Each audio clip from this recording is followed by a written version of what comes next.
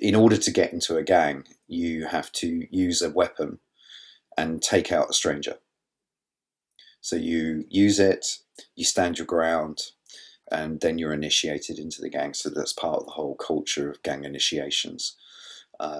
So my mind then began to work with that as a filmmaker, and I thought, not only was, I don't like using the word victim, but in this instance, being the victim of that particular crime, I then started to wonder that they were victims as well of a very different world that I needed to understand. And even though I was only 30 at the time, um, I was busy doing my work and freelancing as a camera operator, and life is moving forward with all the normal pressures of adulthood.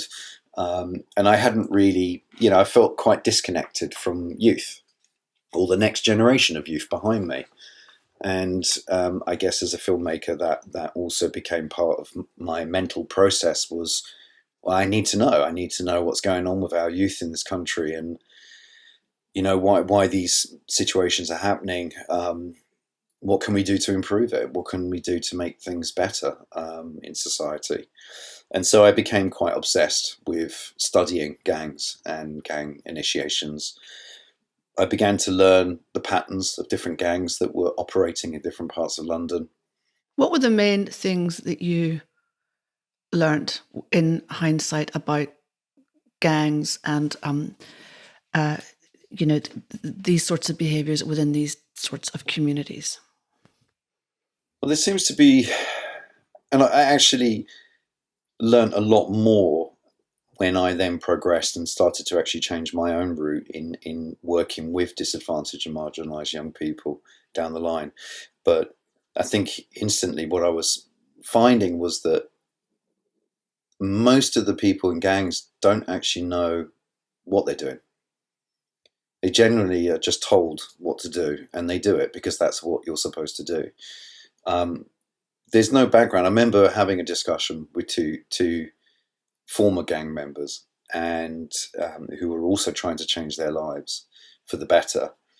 And they were part of a notorious. I'm not going to mention who they are, but they were a notorious gang with a reputation down the line from a family background of generations of gang members.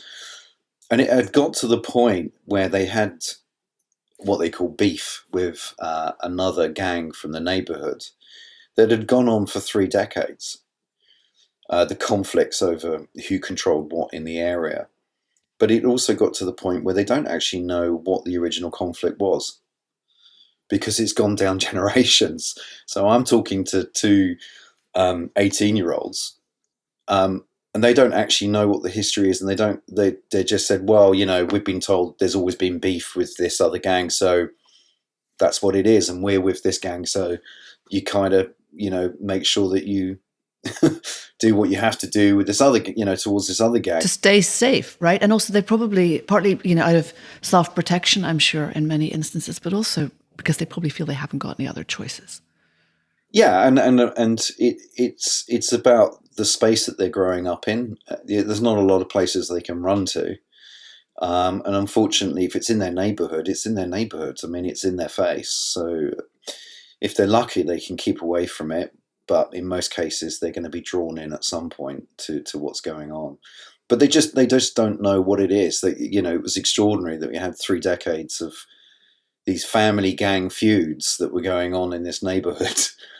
But no one seems to actually recall how or why it started. Right. And I think it's a self-perpetuating cycle. Yeah. And we've seen it historically in many cultures and countries where there's terrorism or war on a widespread basis. Cassius, you made a film, Cut and Run, some years ago. Tell me about that. Did that really evolve out of, one, your experience, and two, this quest that you went on to uncover and discover what was really going on with these young people, which obviously subsequently led you to do a huge amount of work in the community and so forth, which we'll come on to. But tell me about that film and the genesis for it. Well, it's a bit of a strange one, actually, doing Cut and Run, because people people make an assumption it was because of my own life experiences. To a degree, it was, but also it, I actually made the film before I was stabbed. Gosh, there's a sign. Yeah, The there's the irony. Oh irony. my gosh, Um, totally. yeah, so I was, and it was only about 4 or 5 months after the film was made that I was then stabbed. So that was the craziness of it. But the main reason I made that film at that time is that, um, let's just say, I come from a fairly colourful background, and unfortunately, I grew up around crime myself. I wasn't engaged with crime. I made some very tough choices when I was young, but I was very conscious of that world. I kind of knew an awful lot that went on in that world, around drug addiction and crime that's related to that. And when I moved to South London, in Southeast London, I was just noticing a lot of this behaviour on the streets. I kind of wanted to know or understand it better. I wanted to tell a story that represented a lot of hardships for people in South London, in particular, Southeast London. And so the film just came around, about a kid trying to not get involved in that world. And there was a scene where an individual is stabbed. But interestingly, when it was first screened at the festival, the audience were in complete shock and seemed to be quite angry at the Q&A. And I said, but at no point visually do you actually see the stabbing itself. It's all suggestive. It's about the impact, and I said, but that to me is good storytelling, because you feel that you've actually seen the process itself, and you haven't. It's been suggested to you. So to me, that was the strength of the story, is that it really got that point across, that how horrible, how wrong that is, that violation. Yeah, and the Q&A, the audience was saying, this is not real. This is very unrealistic. This is not what happens in our neighbourhoods. Da, da, da. Yeah, people were just not prepared to accept that there were a lot of things going on the streets, around them, whether they're aware of it or not. But they just weren't. The audience weren't ready for that film, and it did. The film got banned. So, Do you think people would be ready for it now? well, I mean, my argument at the time was, well, we're all prepared to sit and watch Quentin Tarantino going crazy with blood-filled, crazy, violent films. And I thought, okay, but what I'm doing is just telling you a social impact story that deals with certain issues that are real, and they do happen in the streets of London. And 20 years ago, no. It appears to me that people were not prepared for this.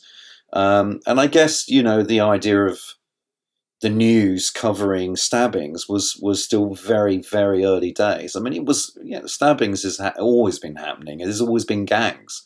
There's We always just been haven't gangs. talked about it, right? And I think Right. to your point, today we talk about many things that certainly we didn't talk about 20 years ago. Even some of the big narratives in society today about inclusion and around mental health and all these different things. There's a whole language that wasn't actually employed. But But it's also social. It's also social media. Didn't exist, so people weren't saturated with that content. And what I covered, if people watch the film now, they'd be, well, that's really soft. That's not edgy or hard. But at the time, it was a bit of a shock factor for people.